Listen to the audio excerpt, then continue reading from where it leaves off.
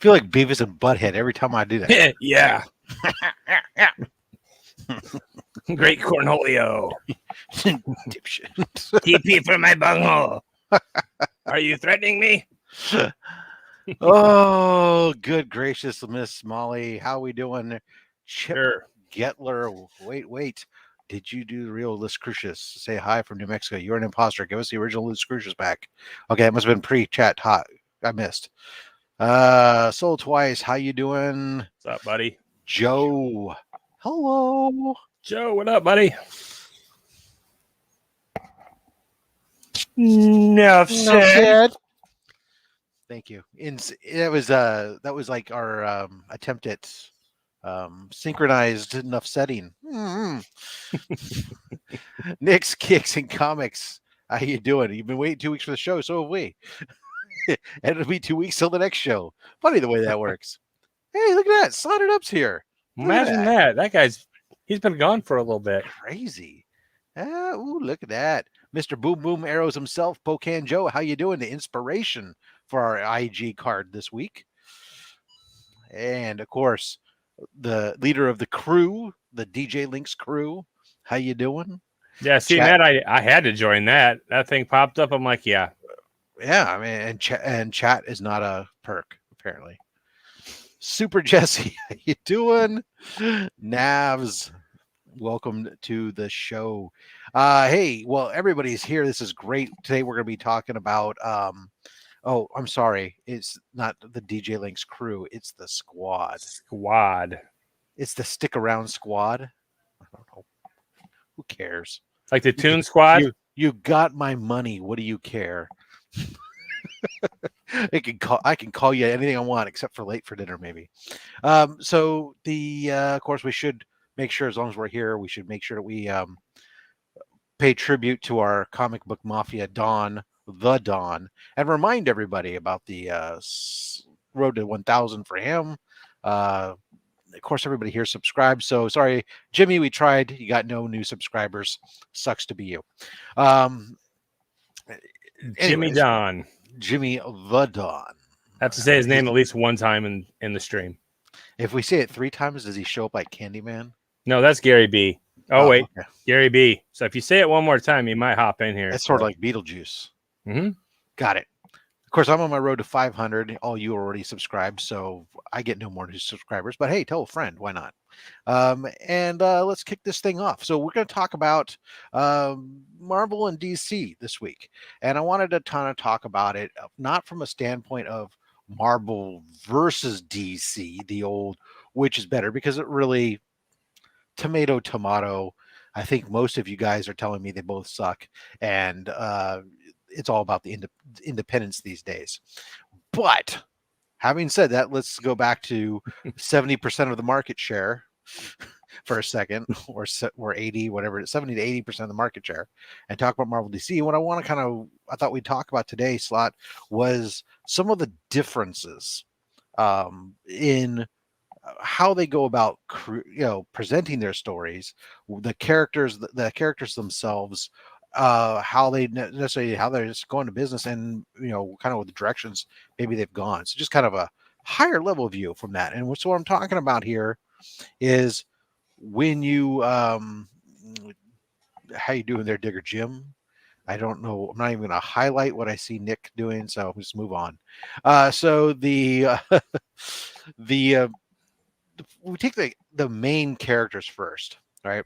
We talk about DC, for example, because DC is the older company by all of like 2 years. It's like the older brother. I think it's 1936, 1938, or something like that. Yep. When we talk about the lineage of what their Timely Comics versus what is it, Atlas? Who cares?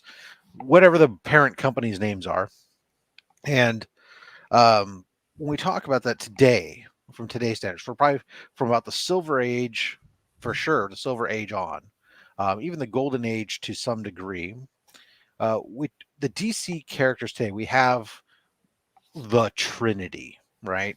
That people talk about a lot. That are the Batman, Superman, and Wonder Woman, carrying the weight of the DC upon their backs, and nothing is more evident of that than when we look at today, where the company has torn apart so much of their offerings, where probably, seems like 50% of the books that are released Or Batman. are Batman, and then the rest are Superman, Wonder Woman, and then there's like 5% other Justice League members. Yeah. Right. Oh, then and you got like the random Flash books that no one reads, and there's a Harley Quinn book that sucks right now, and some yada yada yada. Yeah.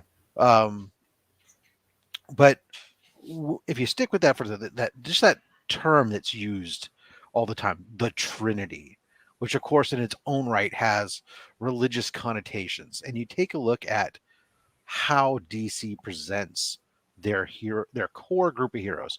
Now, this is I'm painting with a 4-inch wide brush here, right?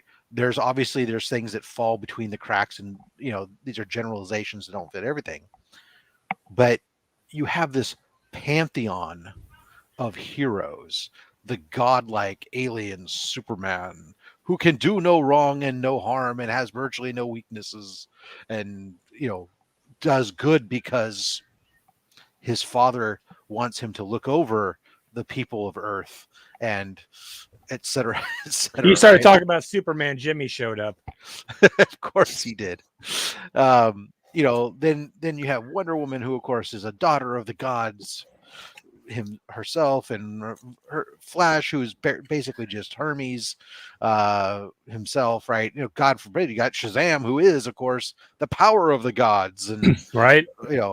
And when you talk about all these characters, there's something that's, with the exception of Batman, right? So they get these powers, and they're very mystical and just there's no real. I mean, okay, the Flash was struck by lightning, and now he runs fast. Yay! There's no real science, no nothing to it, or even pseudoscience. It's just kind of like, oh, hey, I got a alien space ring. Now I am super powerful type mentality. That's why Batman's so superior, right? Well, and so we go here. Batman is very much the different, right? He's like him and the Bat family are the exception to the DC rule almost, right? Much like when we go to flip it in a second, there's will be an exception on the Marvel. Batman's more the street level hero as opposed to the godly like hero. Yeah, and he's the one who likes to try to call them on their shit and tell them that their shit does stink sometimes. Although they don't seem to ever suffer the same ramifications. I mean, if we take just pause for a second where I'm at on DC, and we take the flip side to Marvel. Who's the Trinity? Who carries the weight of the Marvel franchise on their back? Spider-Man's the Trinity by himself, basically. I mean, other than Spider-Man, I can't think of an individual. I mean, the Incredible Hulk, maybe. I'm trying to think of another individual hero. Not team. Not group or team. Individual. I mean, I guess Iron Man. I mean, he's not even Iron Man. Iron Man's never really been in the comics until recently. He's never really been all. I mean, I remember when Iron Man was released announced as a movie coming out, I was going, really? That's going to be there. You go. Good call. Thor, Hulk, Spidey. Okay, yeah. I mean, maybe they are, but I mean, is Thor really who? But if you take it in the same sense of where, and that might be today, but if I want to say, if you were going to sit there and cut out like a lot of the books and go become Spidey, Hulk, and Thor, Marvel, can you imagine a Marvel universe that was basically those three? I've almost taken up 70% of your books. I mean, I think what's really different is that Marvel has this dependency on teams, which are much more robust than individual. Because really, when it comes, it's when you think if you bring teams to it, then it becomes the Fantastic Four, and it becomes the X-Men, and it becomes and that's a whole slew of different things. And none of these characters with the exception of Thor. Thor is now the exception, where he is the godlike entity that comes from Yeah. Mount on high and watches over because my dad says so. Right? He's their Superman in reality. Spider-Man, Hulk, Fantastic Four, X-Men, whatever. There's all this, Ant-Man, whoever you want to go through there. For a lot of these guys, there's some sort of pseudoscience that goes along with how they come into their powers. Yeah. Marvel is more of like tragedy. There's a lot of tragedy involved in Marvel's heroes getting their powers. It really feels like Batman belongs in the Marvel universe, and Kinda. Thor belongs over in the DC universe. Except that Thor at least carries his own share of burden at times. It's with all these Marvel characters. There is a lot of ramifications or burden or what they carry with them. Go up here. Pocan Joe is always considered Batman a representation of Odysseus, one who can defy the gods by using his free will and logic. Absolutely. And he suffers a lot for it. Yes. Yes. That's a very good. I love that. I love that analogy there. Very good. Let's see. Here's 2 cents. DC has the Trinity. Marvel has an army. Very good. Okay. Marvel has more. Here's my thing. Marvel has more likable characters as a whole. I can name a bunch of characters from Marvel I really like and enjoy. Honestly, I like DC a lot because, Batman, but if I'm looking at DC as a whole, there's not a whole lot of characters I have any kind of relationship. You know what I mean? Like you can't relate to him. You can't relate exactly. To them. And that's where I think Nick makes a great point here. He talks about Marvel has family, and family is all you need. I mean, when you talk about that difference of Marvel being associated with being grounded in a little bit more reality, from not only how they get their powers, the fact that they have to these characters face real world problems, right? And they're dealing with, that was what made Spider-Man. I mean, how many people love Spider-Man? Maybe not necessarily the current Nick Spencer run. Nick Spencer, you die, but I mean, love Peter Parker because they could relate to him. Who wasn't a nerdy? I mean, so many of us that were nerdy kids, whatever, that were maybe shy and awkward, would dream of maybe having great power. And he had these great powers, but he still had to be the shy, nerdy freaking kid and had to deal with, couldn't let people know and carried this burden on himself. I mean, it's really, you could relate to him though. I can't relate to Superman. I mean, granted, we have Jimmy can't. Jimmy's the only one I know. Jimmy can't, but Jimmy him. has related. But you know what I do like? I'll give Jimmy credit for this. As much grief as we give Jimmy and Superman and everything, I heard him talk about how he relates to Superman. He doesn't relate to Superman on a godlike level. No. I mean, Jimmy's full of himself, but he's not that full of himself. Pretty close, but not that full. Yeah. I know. He's talked about his Midwestern values and growing up in a small town and those types of things. And I can understand that. You can relate. He relates to Clark Kent. Absolutely. And growing up in a small town and exactly. And all that. And wanting and being told to do the right thing and do all this other stuff. And that's great. I can definitely appreciate that. For me, it was the other way around. I am the dawn. I am a god. Yeah. Well, hold your breath. Parker had all the ladies in Marvel. Well, he was the early. Think about that for a second. Stan. I mean, he's right. Peter had the eye of a lot of good-looking girls, and that was before geek chic. So I mean it's because Peter Parker could do their homework for him. Come on now. Oh, okay. Peter, can you help me with my homework? Sure. Peter had the brains. To get a Marvel Trinity, you have to consider the role Superman, Wonder Woman, Batman play. Superman is justice, Wonder Woman is compassion, and Batman is vengeance. Which Marvel characters exemplify these qualities? Well said, Joe. Okay. Wonder Woman's a little less compassion than she used to be, but Right. but I definitely understand where you're going with that. That's a very very astute. It's almost like he's had time to think about that. All right, let's see where we're at. I like we got some great feedback in here. I can associate with Venom because of the redemption story. Yeah, okay.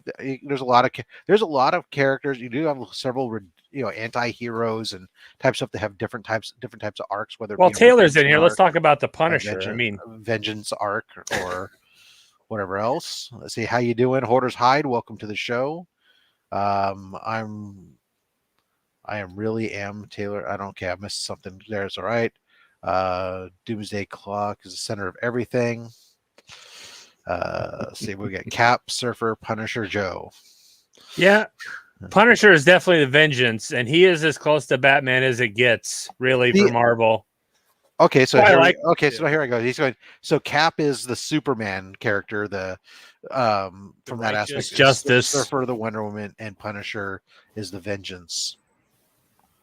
Except, I would agree from the role perspective potentially, although from the ability to carry the franchises, Cap is really the only one Taylor. there that is popular enough and can carry the Marvel universe right there. I mean, I was gonna say Ghost Rider, Taylor, but I mean, let's be honest. Ghost Rider is not really a comparison to Batman. He's got ridiculous power. I mean, Punisher is as close to Batman as you get. I mean, Punisher obviously isn't as smart as Batman, really, who is, but So one of the things I think was interesting is also even the approach to how they present.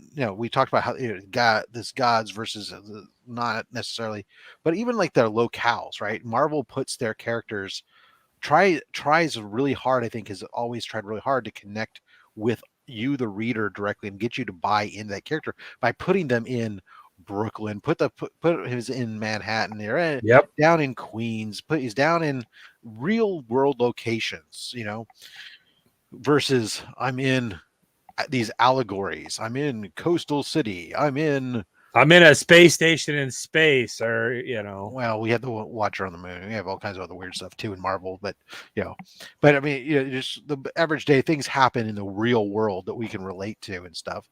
And I think that was always made it interesting. The characters being, as Taylor Brothers just was about to say it, yeah. You got these Marvel characters are flawed. Not all. Again, there's exceptions because we caught Batman, of course, like as we said, he's a very flawed individual. He's doesn't get much more flawed. Yeah, get grounded in reality. He is and even for that matter, some of there's a few others in there. But when you talk about at the high level, it definitely is a very different stark difference in how they tell those stories and how they present their characters.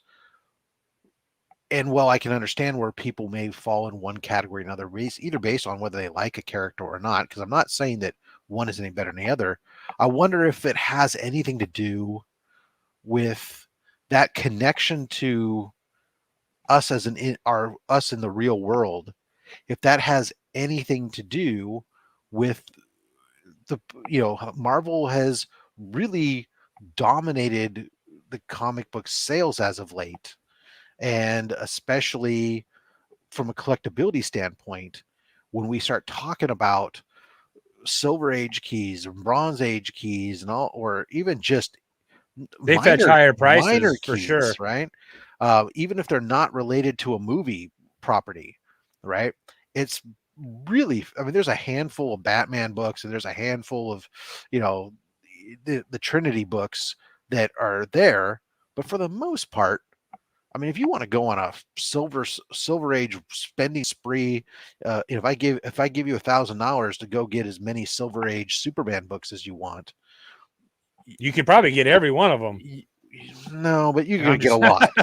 Yeah, I mean, let's be real. You're gonna get a lot, right? Yeah. Versus if I tell you go get a bunch of take that same $1,000 and go get this, Spider-Man, no Spider-Man, way. but it's really you're gonna be getting a lot of either tore up books or you're gonna be getting a lot of nothing. Um, and it's really bizarre to me that Even Batman. Batman, I mean, the original, the older Batmans, but like if even like the Batman books don't compare even in price to the Spider-Man books. No, I mean there's a handful of books, but I mean you look at talking about even like we talk about one Batman 181, right? That 181 is first Poison Ivy, right? Yes. Yeah. So there's a book that's been hot right now, and that book will cost you a pretty penny. But what if you take it to the same year significant key from Spider-Man, yeah, it's crazy. I mean, there's keys that are expensive from just about most of the main characters. Like there's like Biggie said, Action Comics 252. There's some expensive Superman books, but as a whole, they're going to be cheaper than your Amazing Spider-Man for whatever reason. Taylor, I would be surprised. I mean, I think you'll see $20 Suicide Squad starts a resurgence. Individual movies will come and you'll see minor spikes. I don't see any significant coming out of it long term, and with the exception of maybe Harley Quinn, who's already enjoying a lot as long with all but only confined to one book. I mean, aside from Batman Adventures 12, Harley Quinn keys even aren't worth jack. Not expensive at all. You can get second appearance of Harley Quinn or a Harley Quinn first solo title, a 9.8 for less than $200. I mean, Jesus. I mean, it's so I wouldn't expect much staying power and anything comes out of Suicide Squad. Let's see who survives in Suicide Squad first. Yeah, but even still, I mean, and now what I would be surprised to see, depending upon if they can kick something off with the Batman movies and surprise me and reset a resurgence there, then potentially where people really got excited about the Batman movies as opposed to getting excited to lead up until they watch the movie. Let's see, we got Suicide Squad is definitely going to be a good one. Well, I definitely think it'll be entertaining. Avengers Comics of Revolution, yeah. Well, it is true. I mean, when you talk Adventure, I know Action Comics 1, Adventures Comics 1 is Revolutionary Comic for over decent. I'm going to admit to being stupid on DC for a moment and no Adventure Comics was a lot of Superboy stuff, but I don't remember the significance other than being the first in the run of Adventure Comics 1. Oh, you meant Action Comics. Okay. Yeah. Very Action different. Comics. Okay. I mean, Action Comics sets, launch, it really kind of kicks off the modern superhero from that aspect there. So no doubt about that. Nobody gave a shit about Rocket Raccoon and Groot and Guardians. Guardians is true, and I'd still challenge that those books aren't really worth. I don't know. I haven't looked at them recently, but I don't think that they're super big keys. I think they kind of spike and up and down and stuff. The Guardians of the Galaxy is well, the first appearance of the Guardians of the Galaxy is doing okay, but the modern team isn't that we've been watching the movies really hasn't been all that much, I don't think. Yeah. Okay. So we'll do DC Guardians different. Okay, Scott. Okay, maybe. I hope so. Hopefully, movies coming back in general. Look, I honestly I want to see some interest in the DC movies. I mean, I think the problem is we get excited about a lot of the DC movies, and DC has failed to deliver on a lot of them recently, and they just got impatient, I think. trying to get there too fast, or maybe maybe they're out of touch with their audience. They need to do it more like they do the animated movies, because the animated movies, bar from the one that we reviewed prior, the animated movies are great. We'll just say that. Well, DC's, I mean, look, Anachronic, Joe's got it right. I mean, DC's got probably, when it comes to monumental books, that, you just go like, regardless of who publisher or anything else, you want to talk about momentous books of importance. Obviously Action Comics 1, the launch of the modern age concept of modern superheroes that we have today, Showcase 4 here, right, with Flash starting the Silver Age heroes. You got the two Flashes meet where we introduce the whole concept of a multiverse for the first time. I think the DC probably has much more of those significant milestones that affect both and both overall pure monumental books. Monumental DC has maybe 2 or maybe 3. So all right, so last thing I want to kind of get into is talking about DC creating continuity like Marvel in its phases. For the movies, sure. Obviously creating continuity for their universe, DC just can't leave it alone, and maybe that's half their problem. And it kind of ties into what I actually wanted to kind of clean this up with, is how we've gone business going forward, right? So Marvel and DC both have had different issues with time, and people change and the stories change and relate. And Marvel has introduced new characters, and DC's introduced our new characters, and probably more new characters get introduced and then die off and become nobody than catch on. And so both publishers have taken to this concept of legacy heroes, right? People carrying on. DC did it probably first. Actually, I know they did it first with some of the Justice League and versus Justice Society, and some of these Golden Age heroes, bringing on new people, picking up those mantles and carrying those mantles forward. And Marvel's done it recently. They've introduced a whole slew, and we're seeing it now carry over into the MCU with introductions of potentially of Miles Morales down around the next generation Ant-Man. We've seen it with we're seeing a Hawkeye. We're seeing Miles is huge. Miles is definitely going to carry the torch for years to come for Marvel. Right, and Kamala Khan and all these others. Yeah, but these are characters that when they were introduced, they met a lot of backlash. Pop up DJ's comment. That's very true. DC is WWE. They rely too much on older and established stars. Well, and then they cut everybody that's any good, right? Yep.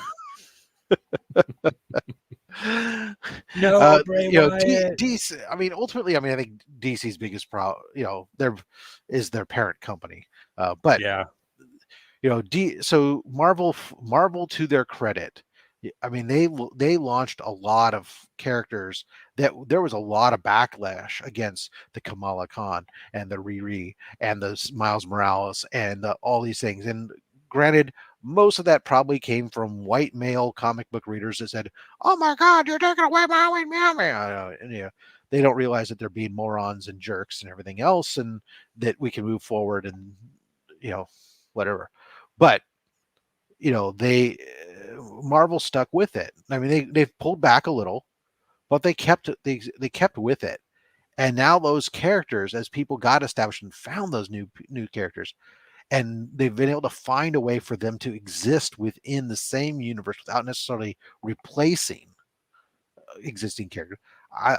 You've seen these guys become the huge characters at the same time of presenting a more diversified hero base and new avenues, way for more kids to relate to somebody that they can Marvel identify does best. with. Right? Marvel is relatable. That is what they do best. DC is more like the fantasy realm versus And what I find interesting is DC seems to have, they announced all this idea that, they're going to blow up the universe again, and they were going to do this whole generational concept and this massive undertaking that got its plug pulled when what was it, Dito, whatever, I can't remember. They got kicked out, caused this was a big hubbub last year. DC's going away, all this other crap, right?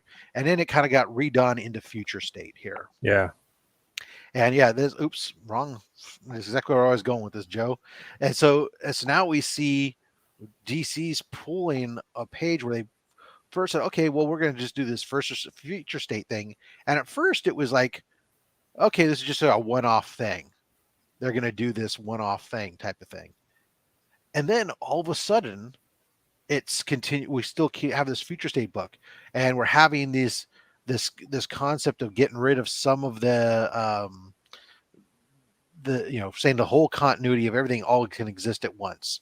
So now giving us reasons where we can have the new and the old stories together going on, and then continuing to stick and start to quietly, oh, hey, we're going to continue to launch this new Batman. And now we're seeing the son of Superman taking over, and we're seeing the new Wonder Woman coming up.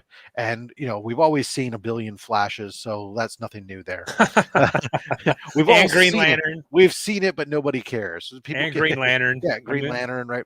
So it's interesting to me to see that they've taken a more gradual approach now, or seem to be, and it seems to be gaining some traction. Mm-hmm. Instead of the, oh my God, stop, the world's falling, you're seeing people actually want to pick up these books and see what's going on here. Yep. What's up, Freaky? Okay, we're just talking to each other. Sorry, I can't read and talk at the same time. He's been throwing shit at the wall. See what sticks.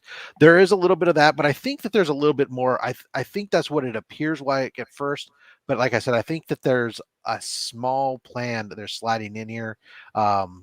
That's taking a page out of Marvel's book there and slipping it to us. There's also a case of superhero movies being oversaturated in theaters.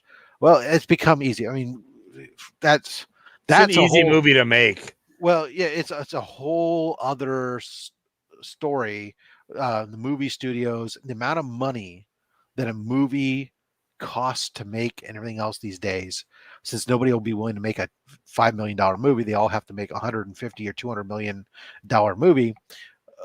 They want to make sure they have a audience. And the easiest way to make sure you have an audience that's already interested in seeing the movie, that doesn't require you to have to do as much marketing, is to do an established property for which there's already a rabid fan base that shows that they're going to spend way too much money on stuff that doesn't really matter in life. That's why they do so many remakes of movies right there. Reason. That's why there's so many remakes, so many TV movies, and so many comic book movies, everything else. But yeah, it can at times seem like it's too much. But let's see, a lot of people are getting tired of it. Absolutely. Stanley, let's see what we got. Stanley was so right in putting heroes in real cities become more relatable. Yeah, I mean, I think that's to me.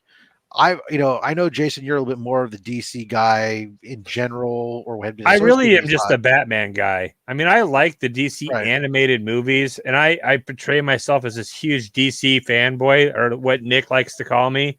I like Batman. I like the Justice League, but as far as where my reading goes, I mean, and where I watch the movies more, I love the Marvel movies like Loki, Captain America, the Winter Soldier, Falcon and Winter Soldier.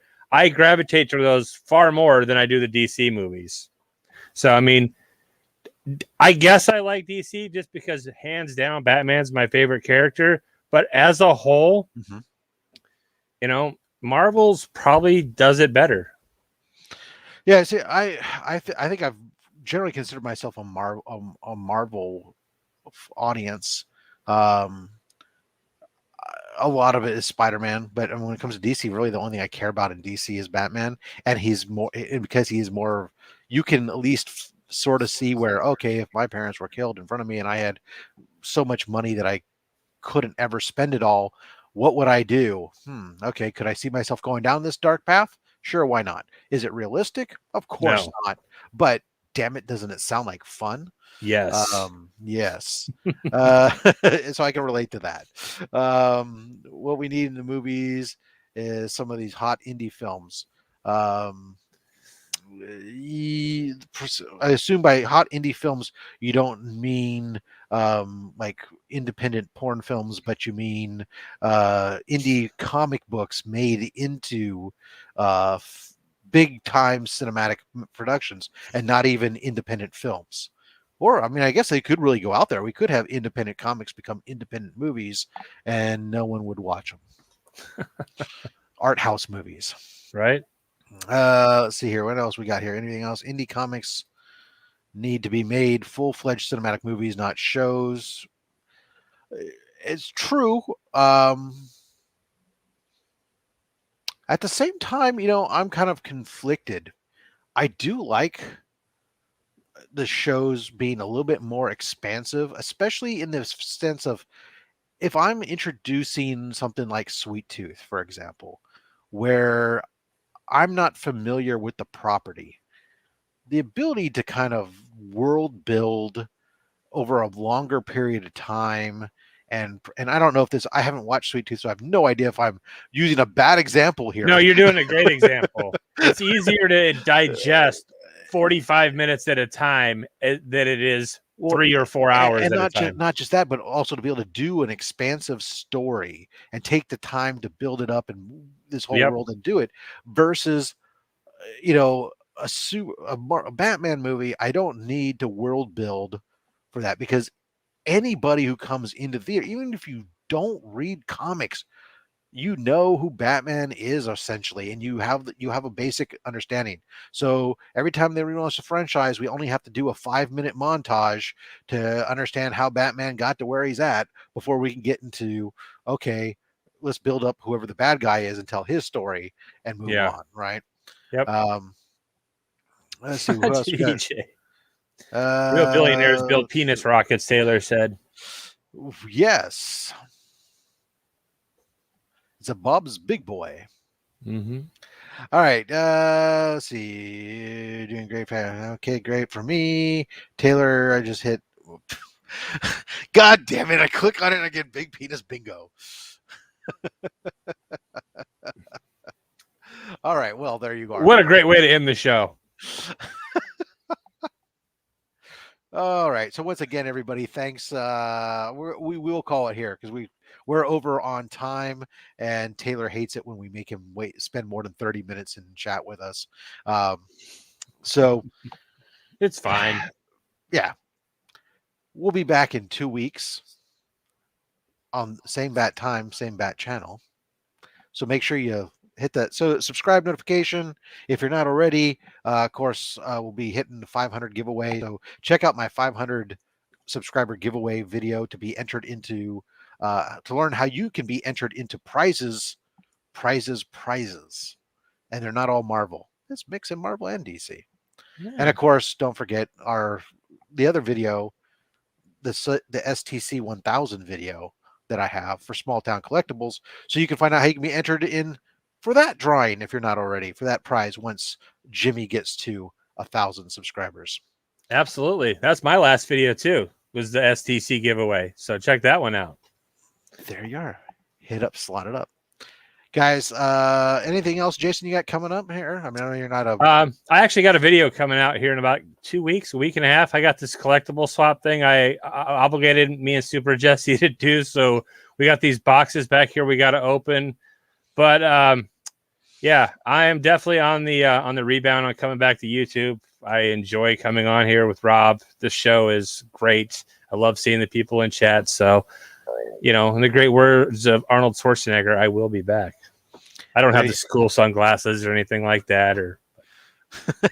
Oh yeah, I do. Hold on. I'll be back. That was weird. Oh, but your mic went away. It was no good. I know. All right. Well, all right, guys. Until next time, keep it real. I don't know. We got to come up with a good closeout line for this. I don't want to keep using mine. Rob's a fat guy with a fat stack of comics and a fat opinion and a fat mustache. Peace. Slot it up.